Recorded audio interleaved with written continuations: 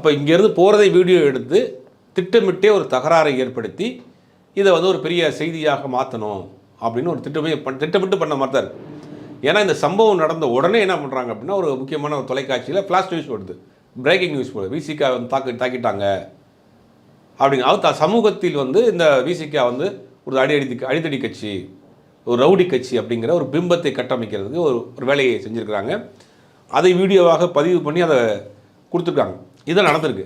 அப்புறம் இன்னொரு பார்வையும் பார்க்க வேறு ஏதோ திட்டத்தோடு அவரை தாக்குவதற்கோ அவரை கொலை முயற்சி பண்ணுவதற்கோ திட்டத்தோடு வந்தாங்களாங்கிற சந்தேகம் இருக்குது. இப்போ நம்மளே ரோட்டில் போகிறோம், ஒருத்தர் நம்மளை இடிக்கிற மாதிரி வந்துட்டாருன்னா ஒன்று முறைச்சி பார்த்துட்டு போயிடுவோம், சாரி கட்டு போயிடுவோம், இல்லையா வந்து பார்த்து போப்பான்னு சொல்லிட்டு போயிடுவோம். ஆனால் இவர் வந்து உள்ளே வர்றாரு, காருக்குள்ள உட்காந்துருக்கிறது ஒரு கட்சியுடைய தலைவர், அறியப்பட்ட ஒரு முகமாக இருக்கிறார். அவர்கிட்ட இருந்தும் கூட கடந்து போகாமல் திரும்ப பேசுகிறார். அப்போ ஏதோ ஒரு உள்நோக்கத்தோடு அவர் இங்கே வந்திருக்கிறாருங்கிறத மட்டும் தெரியும்.